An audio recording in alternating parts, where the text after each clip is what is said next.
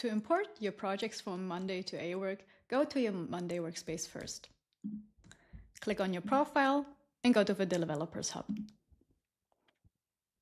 On the left bar, you can find the API token. Copy this one and go back to your awork dashboard. Click now to the settings and go to the Importer Hub and click on the Monday importer.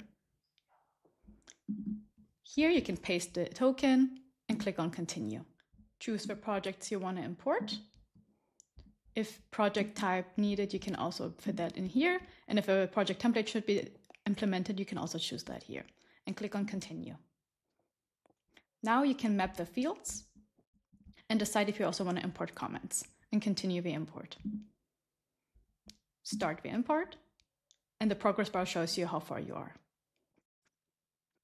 When the import was successful, you get a confirmation, and now you can go back to your awork dashboard, go to your projects, and find the imported project right here.